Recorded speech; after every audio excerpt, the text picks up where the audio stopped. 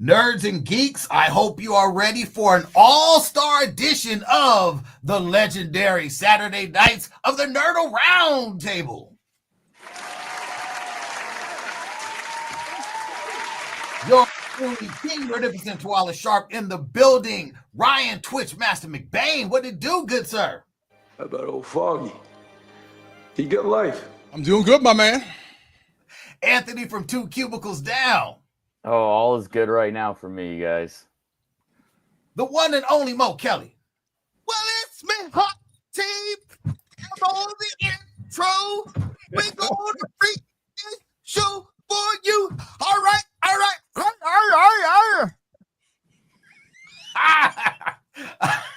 don't know how he's going to follow it up, but we have Tom is talking Cunningham. You know, because I'm on the right side of the calendar in 1911, I don't have to do all those histrionics. We're just happy to be first on the calendar. That's all. I don't need to worry about any of that hoppaging and the neck rollery and all of that. We're good. Damn it.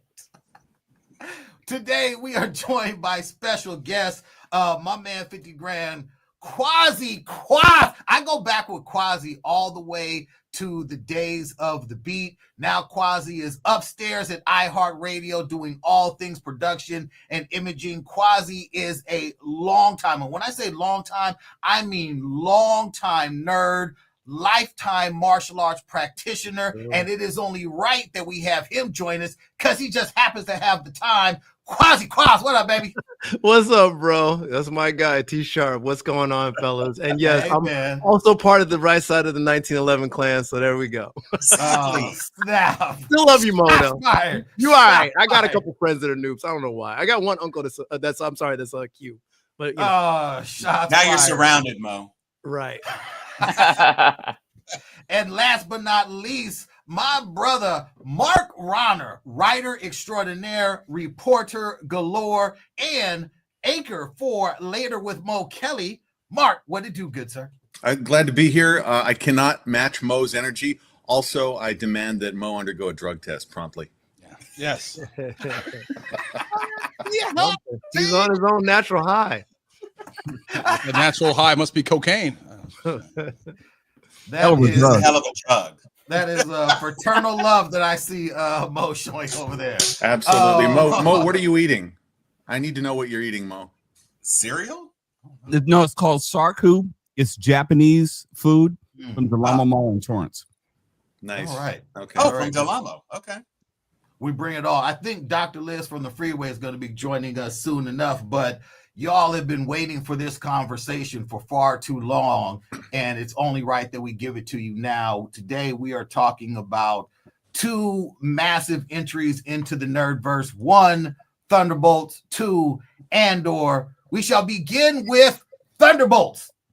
I myself saw Thunderbolts, and I walked out of Thunderbolts saying, Thunderbolts is not going to win any Oscars, but damn it, I had a good-ass time watching it. They gave me every single thing I needed to see on the big screen. Action, heart, great story, continuation for the Marvel Cinematic Universe, foreshadowing and letting us know where it was going to go. I even clapped at a couple scenes. I laughed heartily. I had no issues with it. There are some in this chat who are out of their effing mind with their hate and disdain for it. Looking at you, Tom Cunningham, and we will get to Cunningham's opinion shortly. First, though, Ryan Twitchmaster Dudane, you actually saw it recently. You're like, I think, the most recent person to see it, so you're fresh on your take Yes. on it. I am fresh. I didn't hate the movie at all. I was entertained from beginning to end. Is it great? No, but it's very, very good. The best thing that this movie does, it gives us a path. It tells us where we're headed. I like the connection to the Disney Plus shows.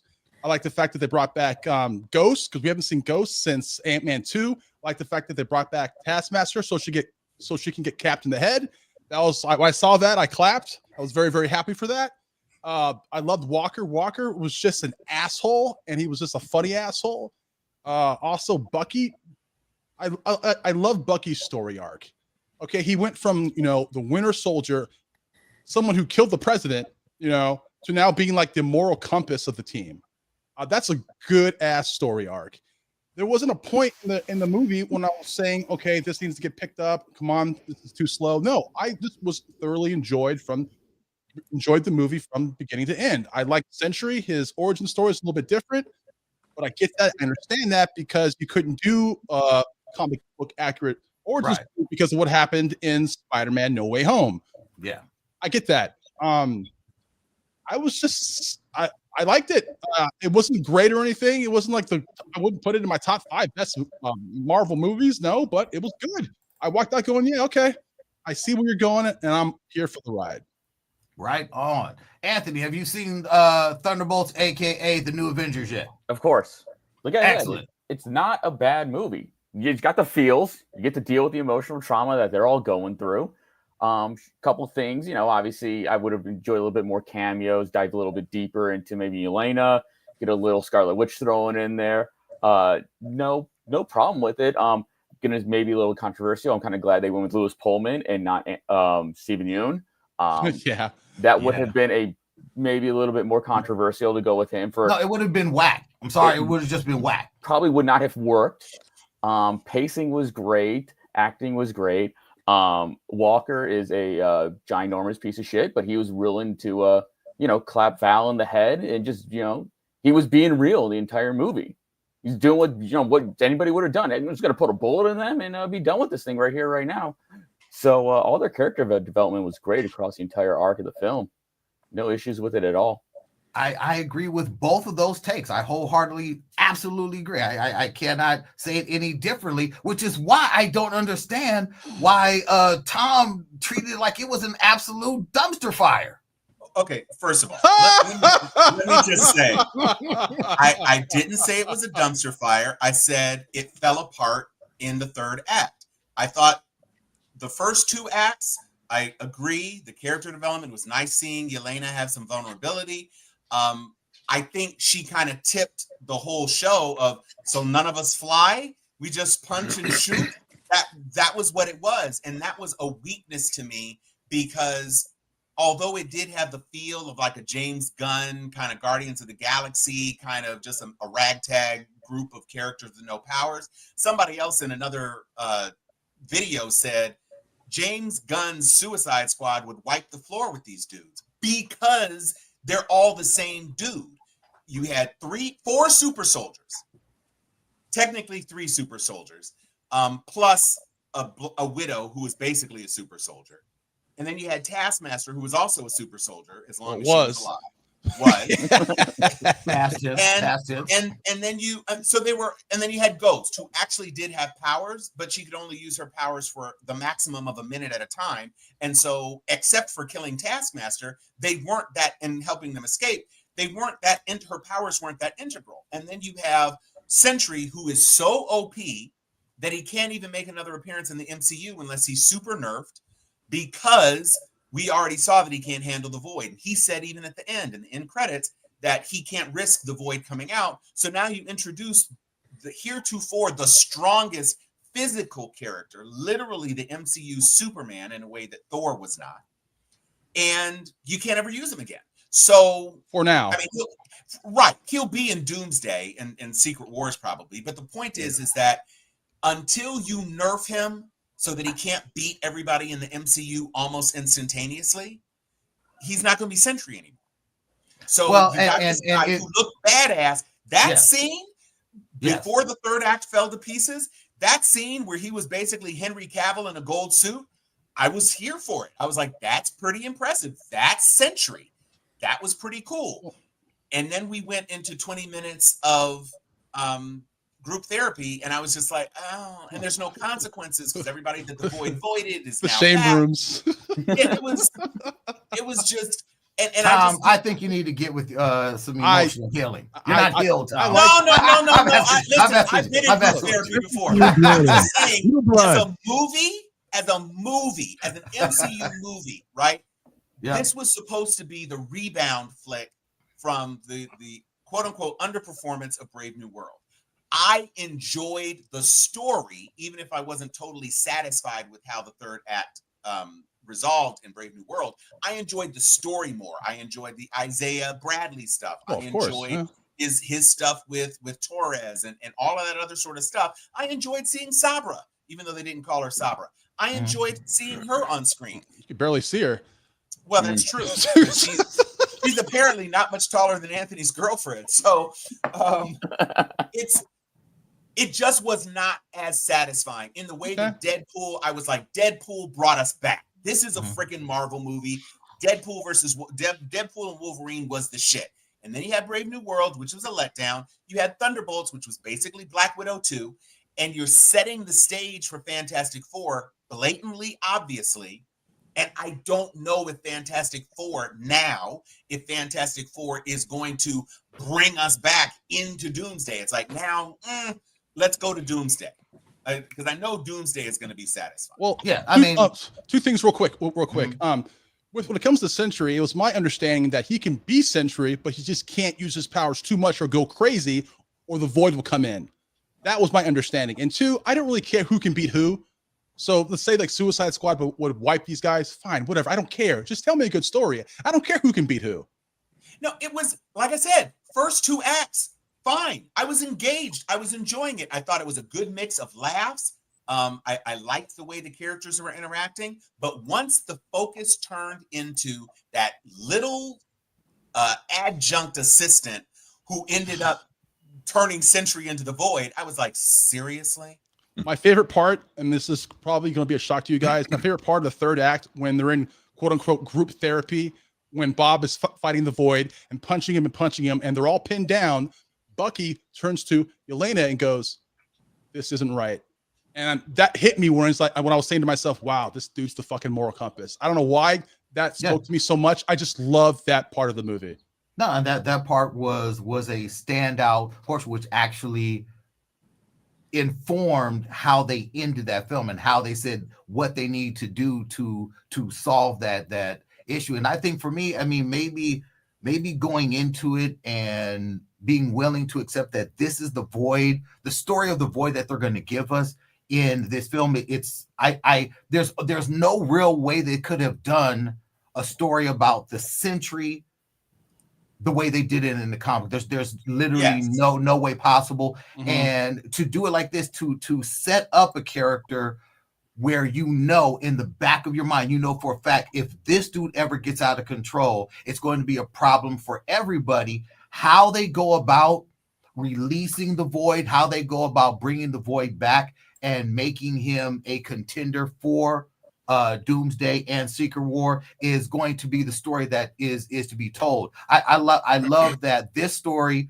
took the baton from Brave New World and said, got it, thanks, we know where you're going, we're going to take that, we're going to pick up just weeks after the events of Brave New World, and we're going with this story here, and we're off and running. And they are back to a more cohesive start to a new storyline. It's we keep asking for connected stories, and then now we get a connected story, and it's like, well, I don't know if I like the connection. It's like, what the fuck is wrong with nerddom, where we get what we're asking for, and then we're still thumbing our nose. That's like, we don't deserve good shit. Mo, your take. I'm going to defer to Quasi. He and I are on the same page. So Quasi, explain to them what's wrong. So Quasi, come and get some, good sir. Okay. I love Quasi's breakdowns. Oh, well, listen, I don't have that much of a breakdown on this because I enjoyed the movie. I will say, like, I'm on like kind of an equal level with the movie. Is like, was it better than Brave New World to me? Story wise, absolutely yes. Could it have used a little more action? Absolutely. I was surprised that they took Taskmaster out, but I think that was the point. You wanted to make sure that, you wanted there to be some kind of thing where, people could go out at any time, anyone can get it. But that's also fan service. That was fine. It was fine for me. Yeah. It was a very human story. I like the story side, and I get that people get like the Void. It's like group therapy. You got to go through that. And from what I heard, they had their original take was going to be a whole lot longer than that. So thank God we only got 20 minutes versus an hour and 20 minutes of everybody being in their own rooms, going through their own, traumas when they were kids or whatever. But all in all, I enjoyed it. I thought Bucky was a little underused, but it's okay. Really? I think moving forward, a little bit. I mean, because he's a congressman, and I'm kind of like, all right, I get it. We carry that over, but why? The Terminator scene was fantastic, though. I mean, I'm not knocking, but I wanted more Winter Soldier. I really wanted more Winter Soldier. That's what I'm saying. He's a little underused. That's my point. When he's on the screen, he's great.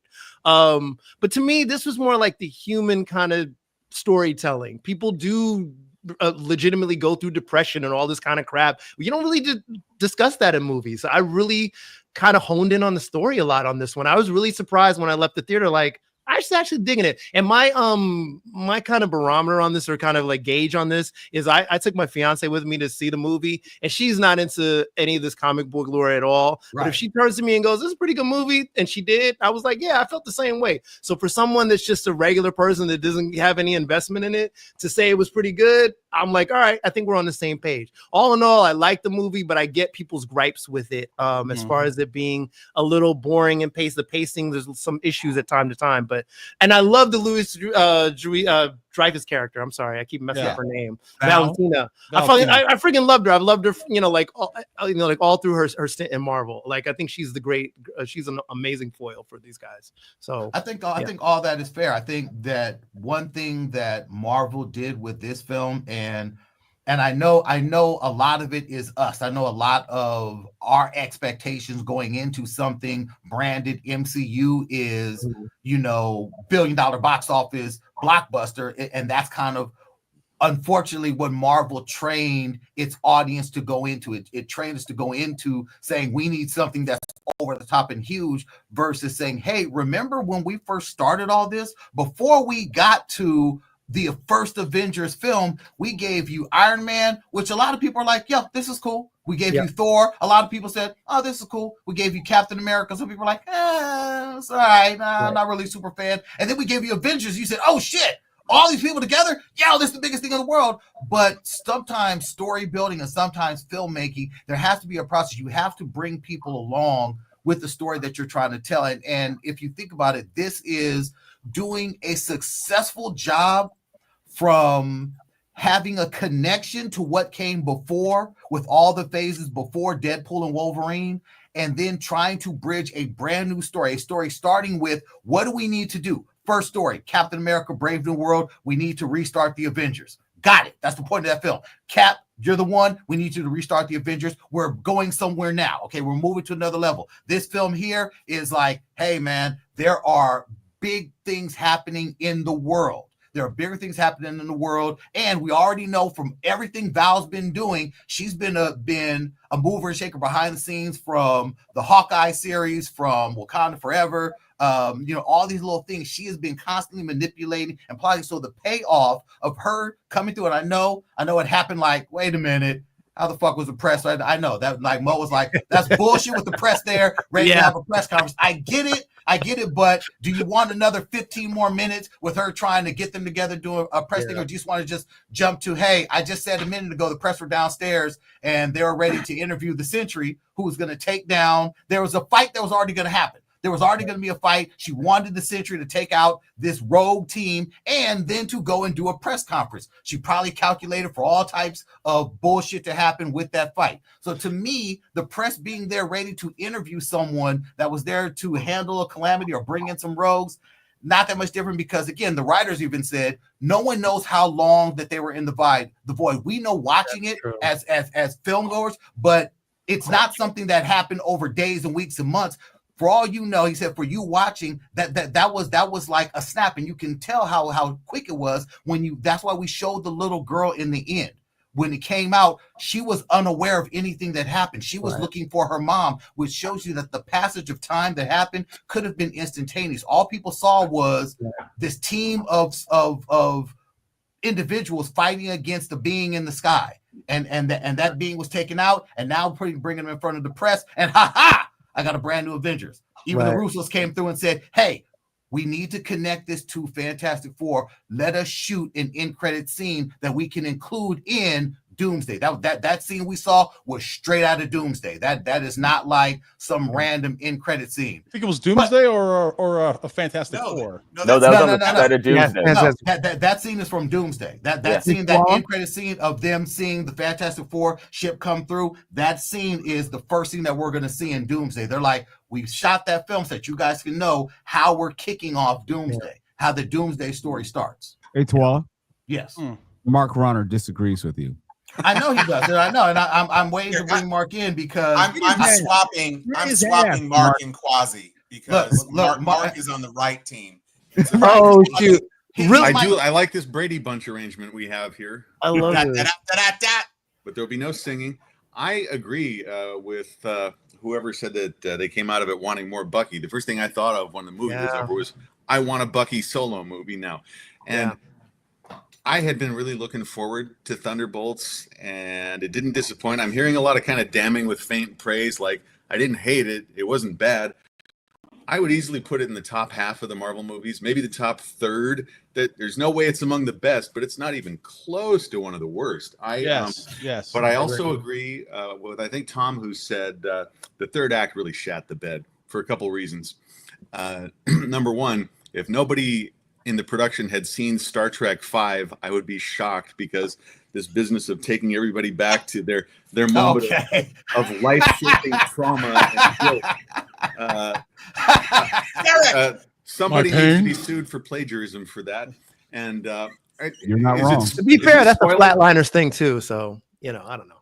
Sorry, what? Just saying. To be fair, that's a Flatliners plot also. Just saying. Oh yeah, okay, yeah. I haven't seen that since it came out. I have no retention of that at all. But the big group hug that solved the climactic battle kind of left me sitting there thinking, Jesus Christ, what am I watching? Everything up to that point I was into, and I thought, like, heartless bastards. Bucky had the coolest entrance of probably any of the Marvel films on the motorcycle.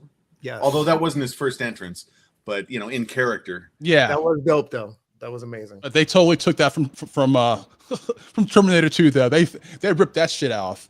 Yeah. It worked for me. It made me want more Bucky. No, it was great. I loved it. I'm just saying.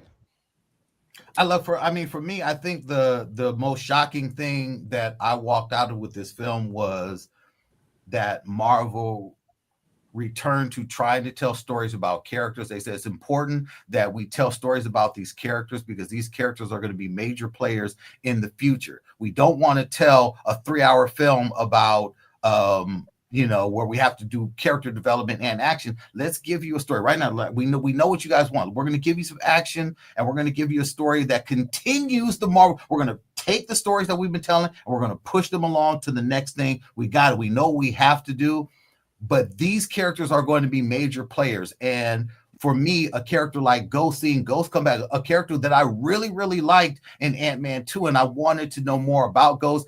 Seeing Ghost in this film, I was like, wow, this is a great return for Ghost. Seeing Captain Cuck in this film and the turnaround for me that U.S. agent had in this film. I mean, I went from like, man, F this dude to, man, I'm effing with this dude. And that's a tough turn because I really didn't like him in Falcon and the Winter Soldier. And they made it that way. It's like U.S. agent as a comic book character is not a liked character. No, he is an asshole. He is a piece of shit. And I'm like, yo, they found someone to be that character straight up.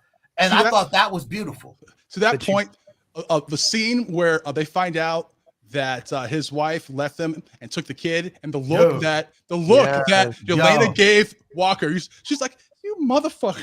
Yeah. I mean, and the look he gave her was kind of like, well, shit happens, man. Like to me, it's like that level of care to say like why these characters are where they're at in their life. To me, I actually was feeling when Elena went to go talk to Red Guardian and she was trying to open up, and he was like, yo, I'd give my left arm to do what you're doing. And she's like, yo, man, you're not hearing me, man. I'm trying to have a real conversation with you. I'm trying to really open up. And he's like, just being a dick. And I'm like, I think that all of that worked for me in making this film about characters that I care about. And to me, it's so interesting. When I first watched it, I thought about something that Mo Kelly does in interviews. This is something that Mo Kelly does better than anyone else I've ever seen do an interview. He makes you care about the person that he's talking to way before he gets to why they are on the show. Why? Because if you do not care about the person that he's talking to, you don't care about what it is that they're pitching, whether it be a movie, a concert, a book. It doesn't matter if you don't care about who they are. And he takes great takes pains to make sure he draws out everything you can know about this person, and then says, okay, so in our next segment, we're going to talk about why you're here. But first, let's spend a good 20 minutes like building this person up. That's what this film did for me. I said to myself, man, dude, you are really taking some time to build up a film about characters that arguably most people don't know about. Most people don't know or care about these bad guys. These weren't epic world-ending bad guys in their respective properties. They took a bunch of bad guys that arguably most Marvel fans don't remember, don't care about. These aren't the A-list bad guys. These are a bunch of folks that you're like, now what were they in again? Put them in a movie and had the nerve to try to make this a blockbuster release. They say, you know what? We're going to put this out, and we know people may not remember, people may not care about the guy, but we're going to make you care. And they shot it for less than they did for most of their films. This was like, I think, 180 million all in.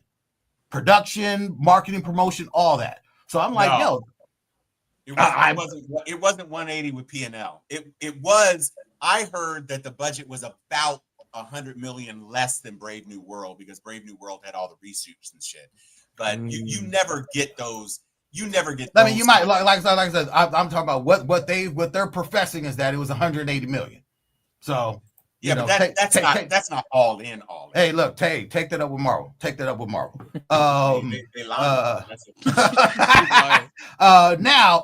Now, Tom, you may want to reshuffle the list again, because we have quite possibly the only true unadulterated 100% hater of all things Thunderbolts, and that is Dr. Liz from the Freeway. Dr. Liz absolutely hated this film. She said, I hate this film. This film can burn. This film cannot wipe my ass. This film is so trash. I don't know if she said all that, but I don't know. Dr. Liz, I did not say all that. With your Cowboy Carter greatness, I see you rocking your Cowboy Carter look. Now, why did you dislike this film so much? With my Cowboy Carter. Oh, and the cup. Oh, she got a little sippy cup too. Here's the thing. In the house. The last half of the movie, I didn't mind the first two acts. The last one killed it. All you needed was a hug. It's the greatest superpower. It's the greatest superpower out there. Hey, he's crazy, right? There's a reason for that. So hey, look, how many brothers need a hug? How many brothers can actually say, like, you're going through some shit, you couldn't use a hug? What are we saying? We don't need hugs no more? The dude's a meth head, man. No. He's crazy. He needed something. I don't care about the hug. I was over it. And what it really reminded me was actually what really kind of got me too is it felt like this was a copycat off of a few things. Number one, it felt a little bit like Across the Spider-Verse, Miles Morales with the guy the villain in that one. I felt Spider-Man like 2099.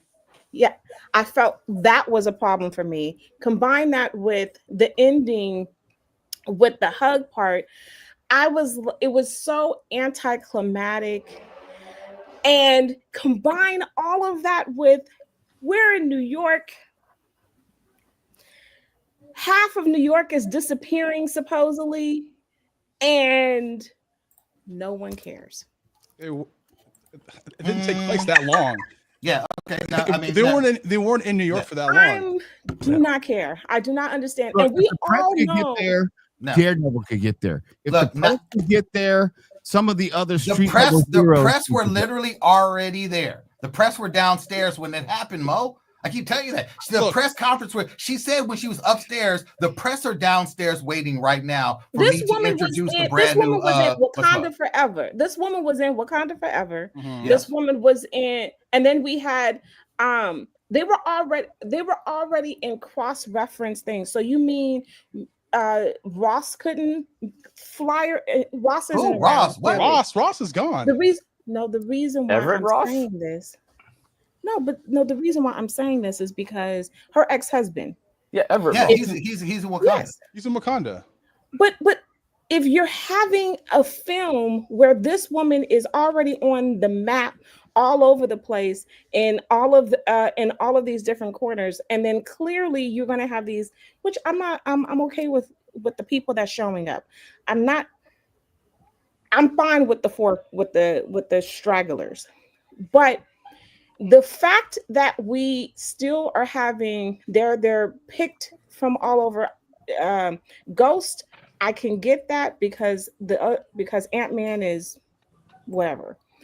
But to know that there are people that are completely still interconnected here, and she's under this large investigation, I just find it very, very odd that there's no major folks that shows up.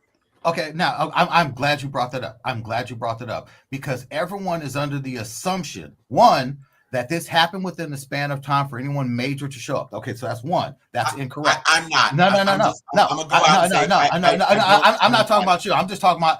This is something that I hear large amounts. That's why I'm glad that I get the opportunity to address this. Okay, one, Thor was off planet. Thor's in a whole other galaxy. I'm not even thinking about his daughter. Doctor Strange is not on planet Earth. Last time we saw Doctor Strange, he went into the dark dimension with Clea. He has not returned from that we know. So Doctor Strange is not there. Spider-Man is across the bridge. Spider-Man is, and not only that, this is not a Spider-Man that has his Tony Stark suit. Why is he taking the train? Damn it. He's not taking the train. He don't even know what's going on. You know why? Because Spider-Man is back to just, I'm living in an apartment. It's just me and I'm home making my web fluid. I have no Tony Stark. I have no nothing. He's not about to swing across the bridge to go and see what's happening. He's not. I'm sorry. It takes too long. The shit ain't happening. And that's not happening, right? There is no one that could have come. No one. Hawkeye is in Connecticut with his family.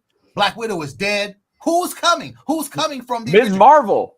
Miss Marvel was in California. Miss Marvel was in California. And we know Miles Morales doesn't exist in this world. Continuity. Miles Morales does not exist in this world. Miles Morales. So okay, that's Miles is not in continuity. No, that's crazy shit out of left field. There was no reason for any of the current street level MCU whatever characters to try to come just because we don't know if the trains were running. If you've been in New York, it's not like it just takes 2 minutes. The stuff started happening, and over the span of 5 minutes, people started turning into clouds, and then we were in the fantasy group therapy world, which has no sense of time because it was an eternal whatever, and then they just popped back out, and boom. So all you saw was rubble. You can't get Captain America. So, but Bucky can show up in Captain America. Don't forget. At any point in time, Captain America can't show up in with Bucky. No, is what I'm. At any point in time, why would he have shown up? He's not in New York. Captain America may be in fucking DC. Your best friend. Well, you're forgetting the biggest thing. If that black shadow touched you, you automatically went into the shadow void. You were gone. You were gone. So Spider-Man web slinging across the building. I explained to my daughter. My daughter was like, "How could Spider-Man come?" I said, "As soon as he would have touched base in Manhattan, if he would have come across from Brooklyn, he's gone." And you know who? The only people who knew what was happening, the only people who had any idea of how to deal with it, were the people who had directly had contact with Sentry. So any hero, Daredevil, anyone else that would have walked into the car, they'd have been gone, and they would have been in their own little room. Matt Murdock would have been reliving his father's death the whole time. Spider-Man would have been like there with Foggy. Foggy, yeah, he would have been there with Foggy. Foggy get life? Yeah, no, like no one would have been anywhere. So any heroes coming, if Falcon had used his Wakanda powered jet to fly all the way from DC to get by the time he would have got to New York, you know what would happen? He would have been sitting there arguing downstairs with Bucky, talking about, you are not going to be the new Avengers. I am the Avengers. That's what we live in Riley's death. You would have relived Riley's death over and over again. Look, all I'm going to say is this. We had a chicken on meth beating people up. You can't beat that. I ain't going to say nothing else. You can't beat that. Chicken on meth. Wait a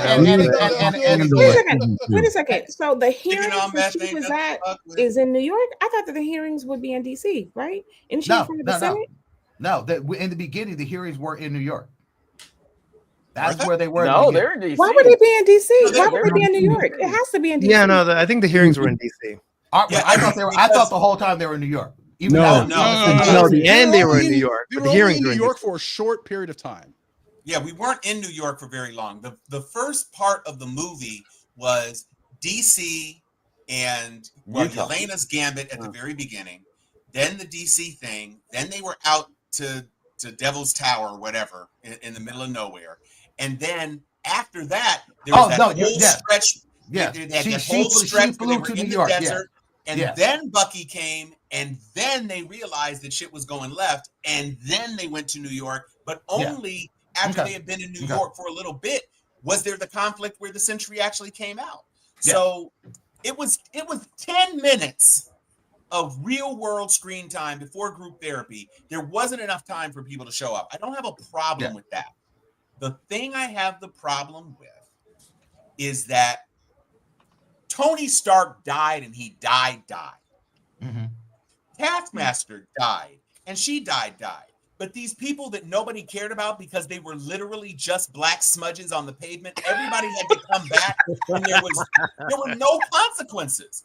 And I guess it had to be that way. But they weren't killed. It's like we thought that they were killed when they were just vanished. Yes.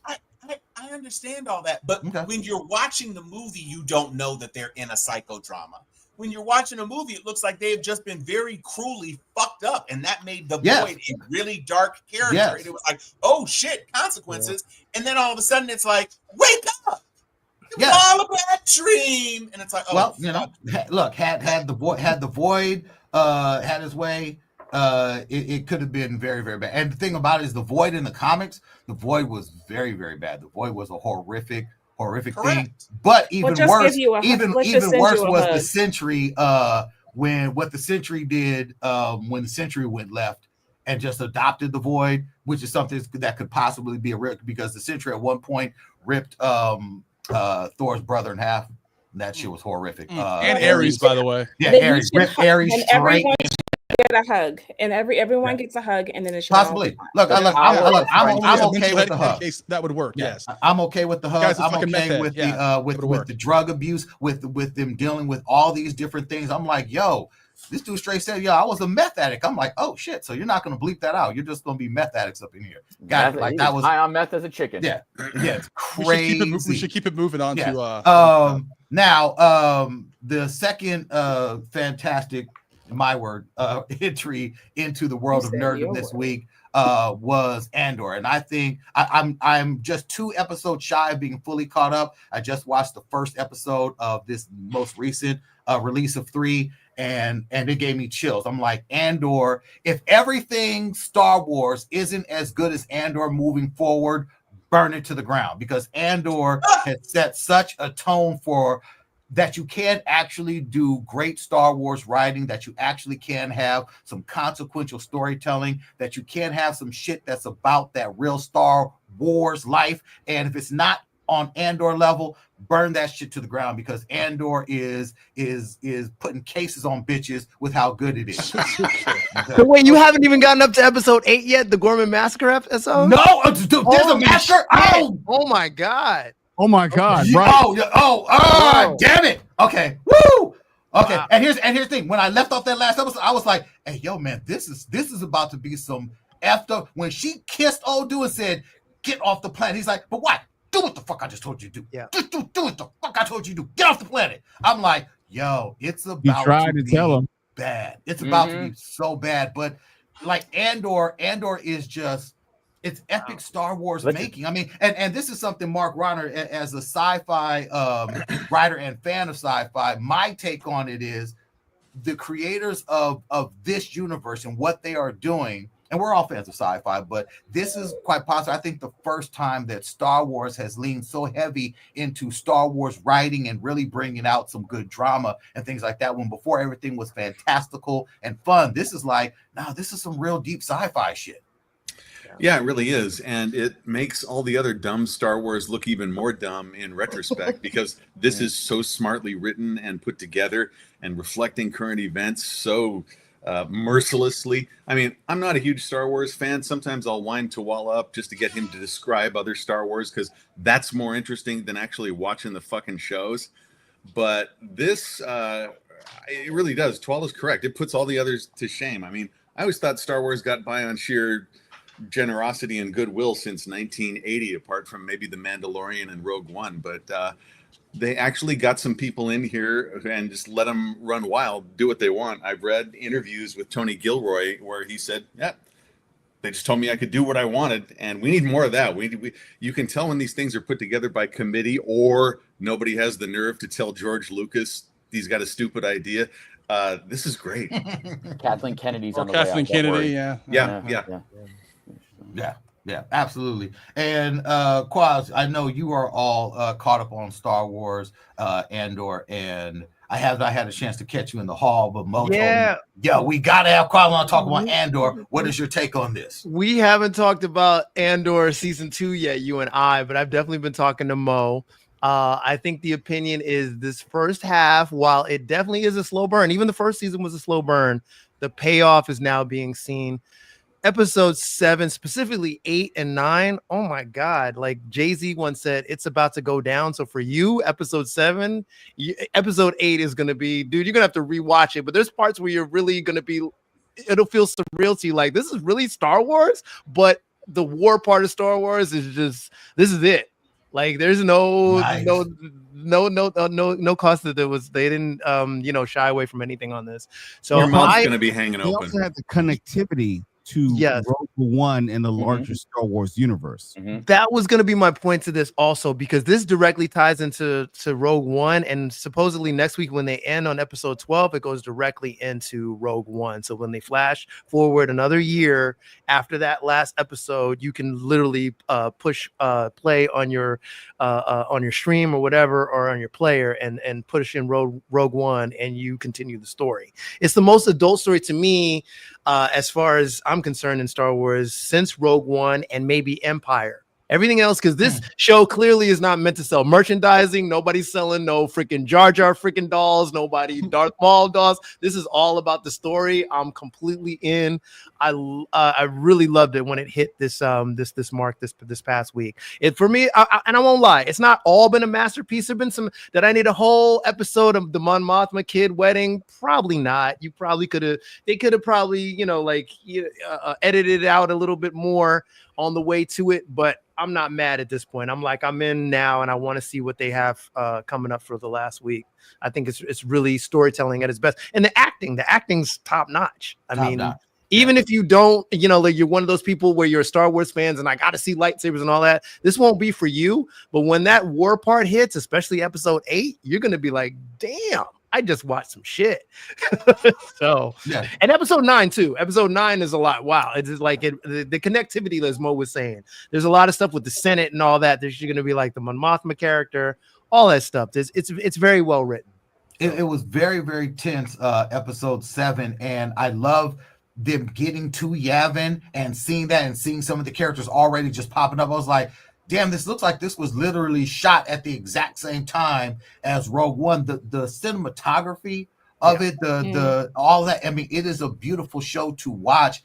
And again, the acting, I'm like, man, like this dude Diego Luna, I'm like watching him from the first season to this, and watching how they took him from just like, thieving nobody to just like this real smart, sharp saboteur. I'm like, wow, man, this is some super character development. Skarsgård character is man, like this dude could run an empire. This fucker is so damn callous and cold. Yes, ma'am. So what's the payoff after you done watching this? Now, Liz, for anyone watching, Liz hates Star Wars. Okay, I'm gonna say that to me the payoff is Liz always laughs at us when we see something for Star Wars that we're like, man, I didn't like that. Liz was like, I tried to tell you the shit was gonna be whack at the beginning. So to me, can I just say again, and reiterate, I said before, this is because you're rolling right into Rogue One. If you watch Rogue One, the beginning of basically the rebellion, this is the starts of the Empire, all that. So yes, you go through a lot of that storytelling and building, but the payoff is you rolling right into that main story, which goes into the that we original already know. Yes. Yeah. But you didn't have the story before. But they don't know how it got there, though. Yeah. So the payoff is to have a backstory to something we already know. Yeah. How it happened. Gotcha. Find out how it happened. Leave all that hatred on the dresser, okay? But I'm on episode 4. No. I'm watching. I'm just saying the payoff is going you have to look at it like this, we know. You have to look at it from the perspective that when we first were introduced to this story as a whole, we were introduced at the halfway point of a story. and the end point of a story. So it's like to go back to all these things of like, it didn't start with Luke on the farm on Tatooine and Leia on the run. It didn't start there. Like, so it's like to say, hey, this is episode 4. You're like, wait a minute, episode 4. Then what happened to episode 1, 2, and 3? Which is what everybody's who's ever watched Star Wars were like, what the hell happened? And most of us were left to comic book stories that were fleshing out a lot of this backstory. Anyone That who were was better ever than all of the intrigued. prequels. Yeah. Oh no, absolutely. Yeah. Better than the Last Jedi as well. Yeah. Absolutely. I'm not. Everybody wanted to see Thrawn. Everybody wanted to see Cara Jade. Let's not be confused. I'm not saying that the sequels were inherently better. I think they were better than the prequels because I really, really did not like the prequels. Okay. I will just say that for me, the payoff for Andor is Jeff Bezos's pocket because Ryan is getting drop shipped cases of Jergens by watching this show. Yeah, that's the only thing I'm concerned about. I regret nothing. Yeah, I'll send you the pictures.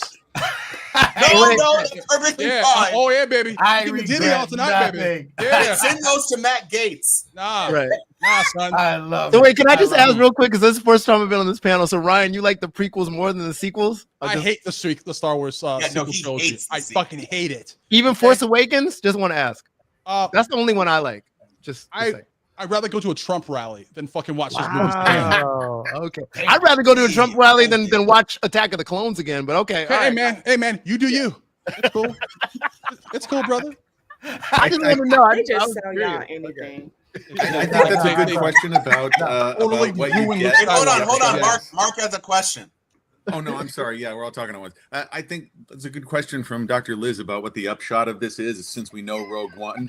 But it's like it kind of to me like asking, well, what's the upshot of Where Eagles Dare? Because we know how World War II ends. I think this is self-contained and it's a good espionage story all in its own. Yeah, it's a good point.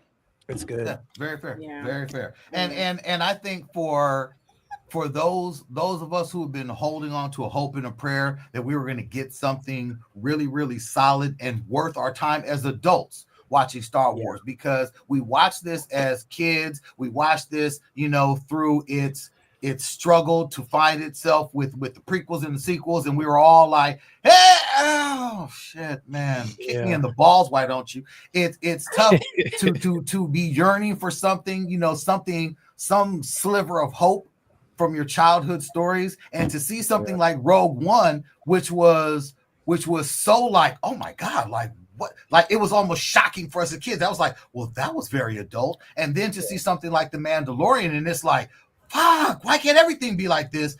To see Andor pick up like this with season 2, it's just satisfying. That's a lie. Y'all did not like all of Mandalorian. I did. Go back to the notes. Go back to the notes. Y'all did not like all of Mandalorian. They didn't like Book of Boba Fett. We did not like season 1 and 2. No. Season 1 and 2. Pamphlet of Boba Fett. Get it right. Yeah, that's what I said. I corrected it to pamphlet. I coined it. All right. Shit. Okay. I said it first, brother. And wait, listen. Can I just throw something out? To Rock's statement, I am a historian. These people did not even like Rogue One, so they want a backstory. No. You guys didn't like Rogue One? Bullshit. They don't I even didn't say like that Rogue shit. One. Oh wow! Stop it! No, I didn't say that. That wasn't no me. one has ever said that. I own Rogue One. I was about to say, y'all didn't like Rogue One. Why are you watching Andor then? I saw Rogue One with Mo and Tuala. Yeah. Okay. Yeah. We all liked it. Why would they even watch Andor if they didn't like Rogue One? Because they get sucked into watching everything. No, they sucked into watching everything, and then they complain I didn't watch the when Acolyte. it doesn't work out. I didn't watch Acolyte. So listen to me. Andor is working out well right just now. Solo, but we all universally liked Rogue One. Yeah. Okay. Absolutely. Yeah. Absolutely. To me, that's one of the best movies they've done post Disney movies, yes. prequel, Disney Star Wars right? movies, and all that, yeah.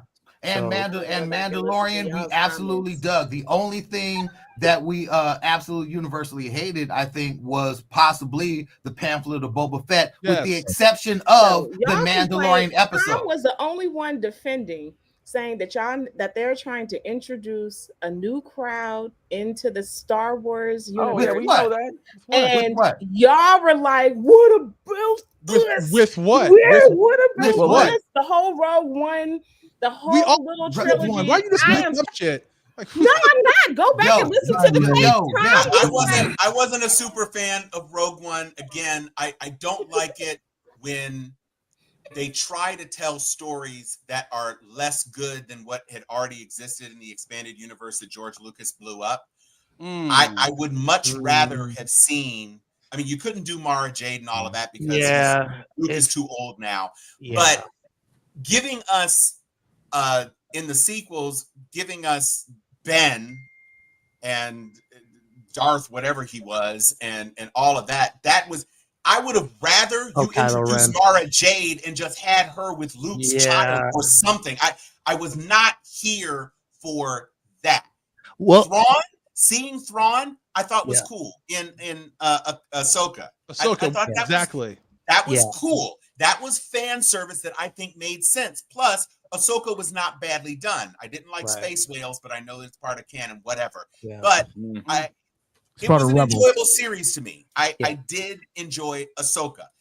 Rogue One, there was a whole lot of back tracing and inventing new things. And he put the flaw in there, on purpose. And now we've got to go to another planet and we've got to do this. And they had this big place, a whole planet, but apparently all of the data was just stored in this one spire instead of turning into a Death Star. Why not just have a Death Star that's just a library of all the Imperial shit? Because apparently Death Stars can go speed of light and move anywhere. You don't even need a fucking shield because you can just move the shit wherever you want. And I remember that was Tom's argument about the Death Star getting to whatchamacallit. So I think you're misremembering, Liz, that it was actually Tom that was not a fan of Rogue One.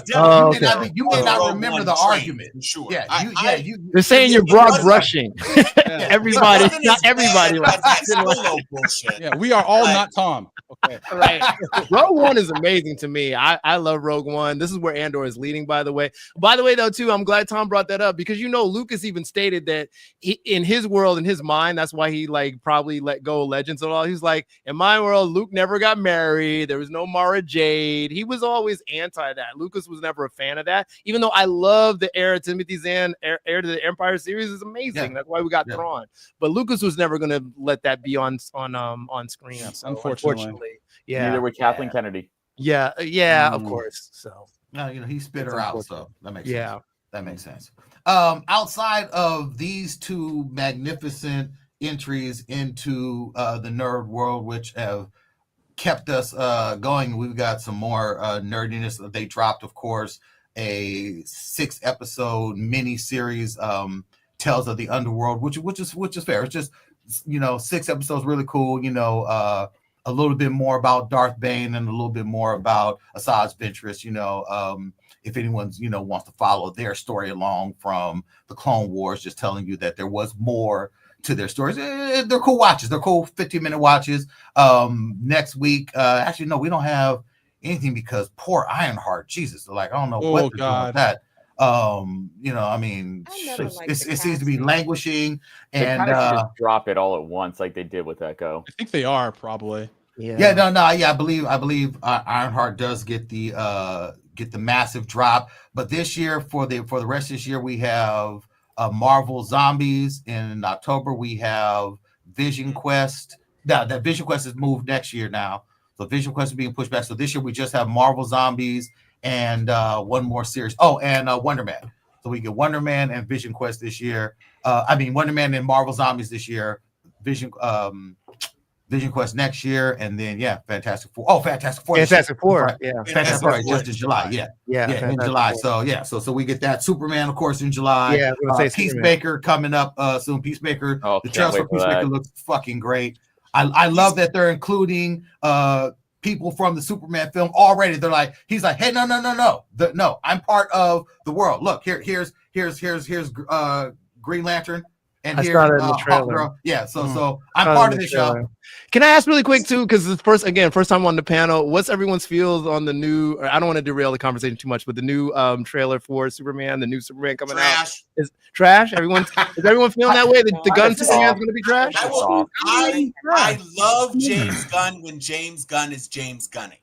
Okay. Superman as an iconic character, and Twala has said this because we've kind of gone down this path, but since it's your first time on the panel, Yeah. Twala has said that, the conflict to Superman and da-da-da-da-da, and so, we get that. I don't like a shot of Superman kissing Lois Lane while Brainiac, or the big eyeball, whatever, if it's not Brainiac, is fucking destroying Metropolis in the background. I think it's shitty that Crypto couldn't fly him to the goddamn Fortress of Solitude. He dragged his ass through the goddamn He was injured. He was hurt. Jacked up and injured, broken bones in the and shit. comics. Superman Just is like heavy. Superman's a genius, Crypto is smarter than a dog. Crypto's not just. But he's a small. He's a super dog. He's like I don't terrier have a size problem in with this that. movie. And He's that fucking Benji. I don't they give had a a fuck. whole movie The about suit that too. doesn't fit. The guy doesn't have any physicality, and you've got people dancing around him who are, you've got Nathan Fillion smirking, and he's going to be smirking with that shitty bowl haircut through the whole film. But that's the character. Guy Gardner. First of all, that bowl cut is a disaster. It doesn't even. Guy Gardner's a fucking asshole, and it fits it perfectly. He is an asshole. I don't doubt that. I'm just saying you're calling this Superman, and it's like Justice League 1.5 with different characters. Mr. Terrific or whatever, he looks okay. Okay. He's dead ass straight from the comics. He looks badass. No, he is. I mean, not the original comics, but yeah, since recent continuity. No, he looks better than the TV version. Okay? So the onus is on Gunn to do all that, put all that on his back of the fact that you destroyed the Snyderverse and all that they built. So now you're doing everything at once, and that's what Gunn is doing with this, obviously. Listen, Peacemaker, better for I loved. Peacemaker was amazing. We're in the same universe where he had Gal Gadot. She didn't have any lines, but it was clearly her flying in at the end. You had Aquaman flying in at the end. It was that Aquaman. And wasn't Superman kind of silhouetted? Yeah, he was in the silhouette in the back because he was like, "Where the hell were you guys?" or whatever. So right.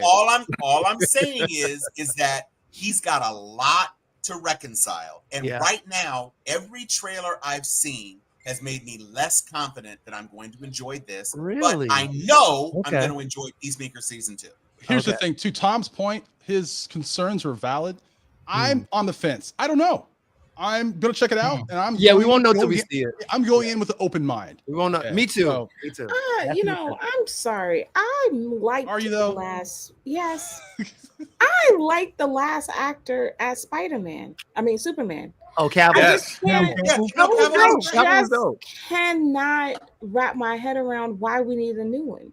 Because they wanted to separate himself from Because Spider. It's a new universe. For the next 5 films. Yeah, it's a new universe. No, and they're bringing Superman in as a younger character. He's basically graduated from being Superboy. He's Superman now. Look like the person. I mean, when he's young.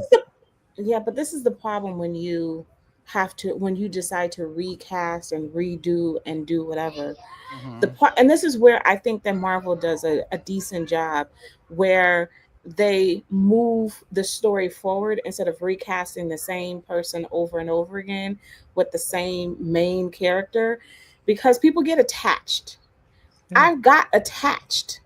Why couldn't we just do it? I mean, I know you don't like the additional universes, but to me, you get so attached. Now, some of these people I don't care about, but I felt like he was such a good, like, Batman, you can redo him over and over again because I'm still not satisfied with any of them. But I think that Superman, I was so satisfied with him. He's old. You're not wrong. Get it. But you're not wrong. Here's the problem with Henry Cavill, and unfortunately the problem with DC. DC did a Justice League without having the individual origin movies to bring them together. So we had a Justice League movie that we really couldn't care about because we didn't understand all the characters who fed into the Justice League. Henry Cavill as Superman was fine, but if I'm not mistaken, I think he's in his mid-40s at this point, and you can't realistically cast him for the next 4 or 5 movies. Me personally, I wanted to see Superman, Henry Cavill, and not only Ben Affleck, but also Dwayne Johnson as what's his name? Black Adam. Yeah, Black Adam. That I wanted. But Go ahead. I was just gonna say that the problem too is that those movies underperformed. Let's just be honest. It's always gonna come down to business. So they needed a fresh coat of paint. Marvel's was the ahead, making all the money. They weren't making money. The Justice League movie failed badly. But that's As not much as I because love Man of I don't Steel, think it's because of the acting. It's because of the writing. but it was a story. It But it doesn't still matter. failed. At the end of the day, they didn't make money on Wonder it. Woman. Wonder make Woman money was on a disaster on all fronts. And 84. The first one? 84. Not the 84. 84. the Wonder Woman sequel. Oh, was a 84. Yeah, disaster. 84 was trash. Oh, yeah, that was terrible. Listen, the thing I heard that actually I had to think about it when it was said. Gal Gadot is not a great actor. Really? Yeah. No, She not. was. She Yeah, no came- shit. But I'm saying, well, you can't hang the future if you're not satisfied with two of the big three in the Trinity. Nobody had a problem with Cavill. People had problems with Affleck. People had problems with Gadot. They might not have had problems with Gadot if 84 hadn't been such a fucking disaster. 84 was God. trash. Because she, 84 was trash. in the first movie, she was stranger in a strange land, so she didn't have to act so much. She was Yeah, it was an discovering origin who she story. wasn't. Right. So Yeah. you didn't notice it as much. But in 84, it was like, wow, she's pretty horrible. And Pedro Pascal was not any better. And neither was Yeah. Kristen It Wiig. was terrible. It was I a mean, bad story. It was a nightmare. And then Aquaman, my God. Jason Momoa, that sequel, oof. Yeah. Although the first one, that's the only one that cracked $1 billion in the DC universe. So And what I'm again, saying, that's why they had to cut ties. It it cracked wasn't $1 even billion that because of, believe it or not, female fans. Yeah. Female I fans believe it. wanted to see Jason I Momoa. believe They it, didn't yeah. give a shit about about Aquaman, none of that. They didn't want to see none of that. And, That film and that's the practically- thing that film was too, horrible. Tawala. If you want to talk about female fans, Henry Cavill is great to look at. Ben No, Affleck- here's the thing. I don't have a problem with Henry. I thought Henry Cavill, as far as he looked like Superman. But to me, he's a little too buff to be Clark Kent, and that's the problem. He wasn't a that's good fair. Clark Kent. He was a terrible Clark Kent. I thought Ben Affleck was a great played out older Bruce Wayne, but I thought he was a great violent Batman. I thought he was one of the first Batman to give us like some badass action where I'm like, I can actually fuck you up. I can see him playing an old Batman, but him as the current Batman, I didn't like. Yeah, that would have been a stretch. No, but I mean, you couldn't redo it. They had gone as far as they could with the actors that they had. Unfortunately, Henry Cavill, with where they're trying to go right now, because they're trying to make movies for DC for the next 10, 15, 20 years. You can't start with someone who's already 45, damn near 50 years old as Superman. This is their version of the Marvel universe. I hear you, but the problem, it still just goes back to, it's not just that they changing the characters, it's how they're doing it.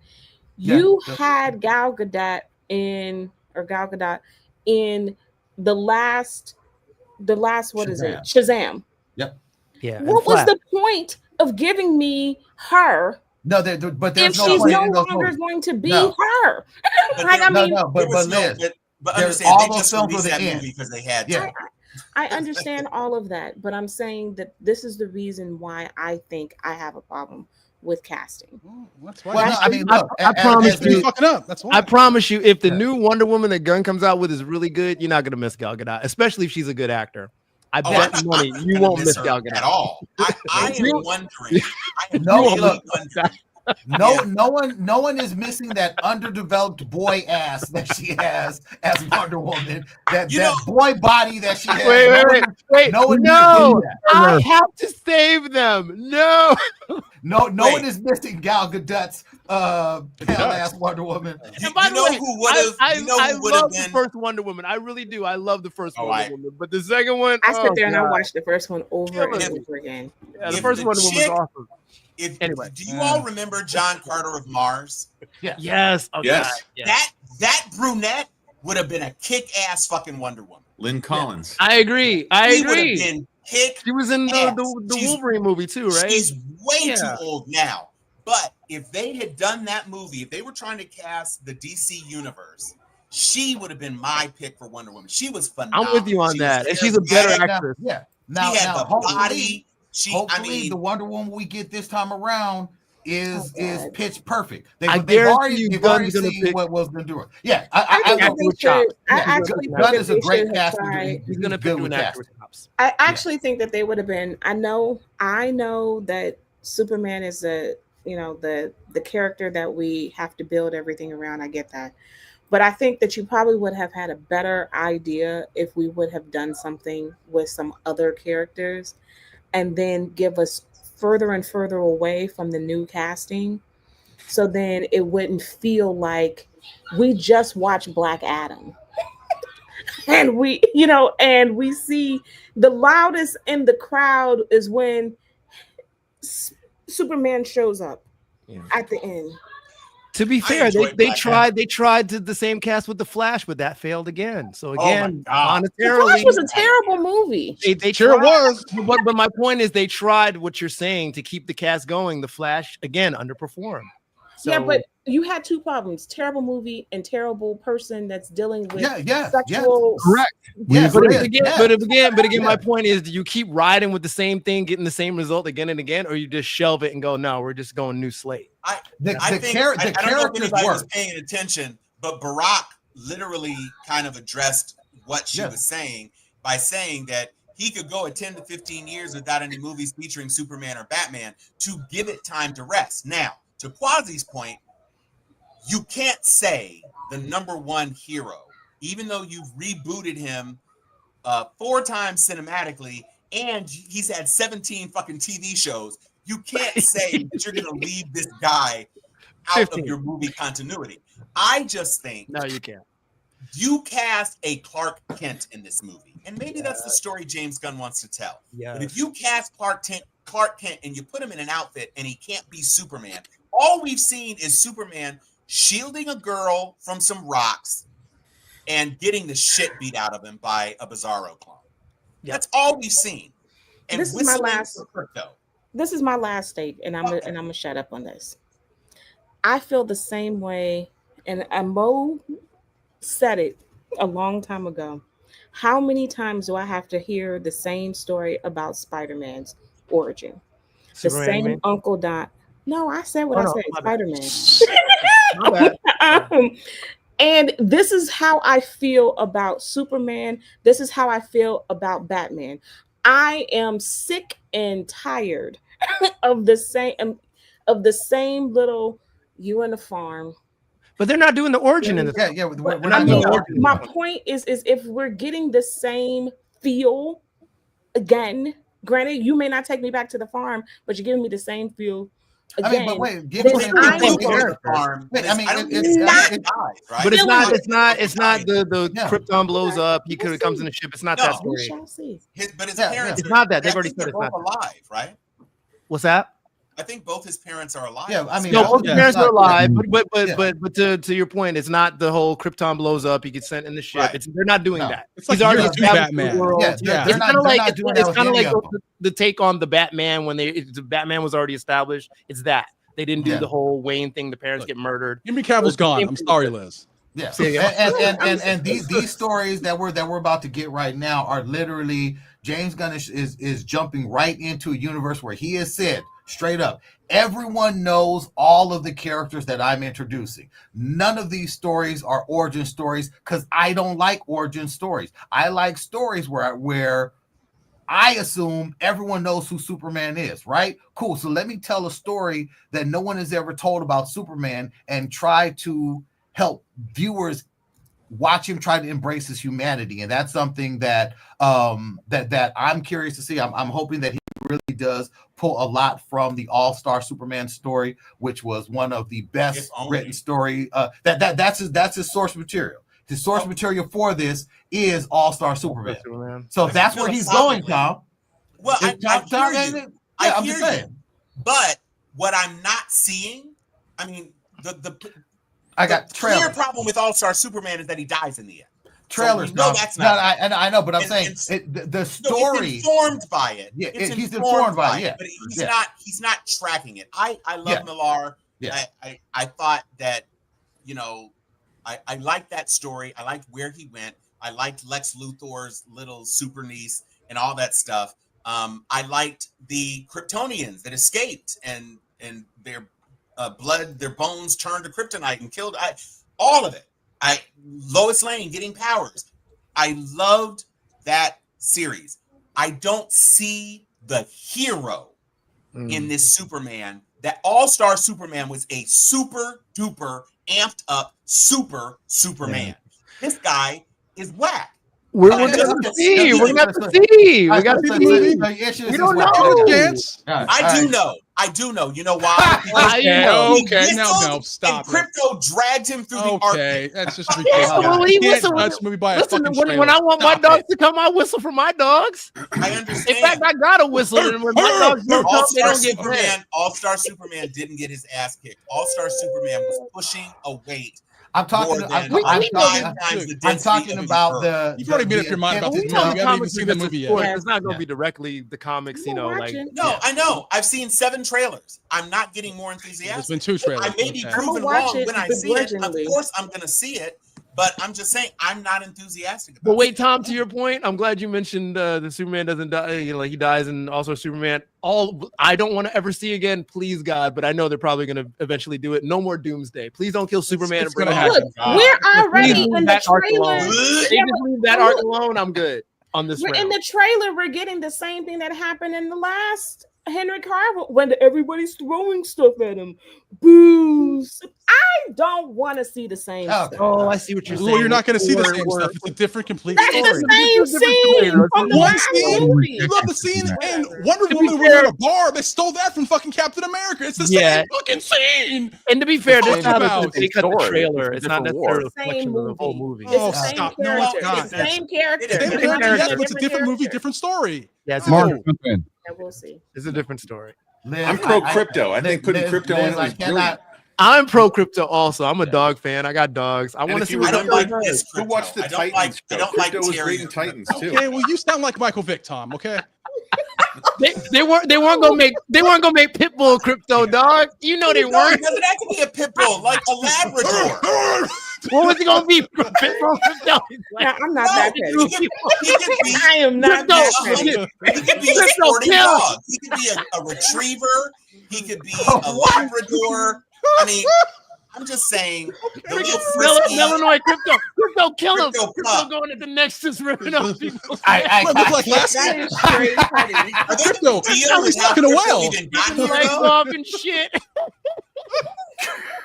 Although that would be fun. That would be fun to watch. You got a Belgian Illinois crypto just ripping people to shreds. Crypto, go get them all. Kill Lex Luthor. Movie That's over. That's who Cavill would have had. Cavill would have had a boss ass crypto. Crypto fucking people up. He's stuck in a well? What? I said fucking people up. I heard that, Ryan. That was funny. I can't. I'll be seated, and I'll be begrudgingly seated. Okay. Yeah. Well, I'm enthusiastically seated. I want to see how it goes. I just wanted. I'm sorry if I derailed this conversation too much. I'm gonna have to. No. I absolutely. I absolutely love it because that's where we needed to go. That was hilarious, though. Rob says that we don't need to see a trailer. We still don't like it. Yeah, I'm gonna have to joke. I appreciate it, y'all. I appreciated you guys having me on this. This was a lot of fun. It was fun, man. Look, we nice will have you back, brother Quasi. We will have you back. All right, appreciate y'all. Yes, indeed. Oh, and I know we are well past our hour point. So so we got to wrap it up. It is Barack is right. What? It is a catch-22. It is a catch-22 because DC has cornered themselves into a really terrible space. Where all they have to do is keep rebooting the same characters over and over and over. Now to that point though, and Tom hit this, is that the entire studio is built off of the backs of arguably the most recognizable character in the world. Now, and if as a studio, you literally have to get this right. They are trusting James Gunn to get it right. If they do not, and this is something that I'm definitely keeping an eye on, is news that Warner Brothers and Discovery may now be splitting. Now Warner Brothers and Discovery like, oh, this partnership ain't really working. That's something that we need to keep an eye on, because They have not made a dime since they've merged and tried to bring all these properties together. They're actually failing horrifically. So everyone, not just the fans, but everyone involved needs for these stories to be good. Me personally, I think it's good for nerddom if we are able to get some good stuff. If James Gunn's ever able to knock this out the park and satisfy the harshest critics like Tom out the gate, right? If he's able to bring that around, then this guy is forever cemented in nerd legacy as one of the greatest. And time will tell. We have of course Fantastic Four coming up. We've got some other shit coming up. So we shall be back. Andor season finale. We got a lot.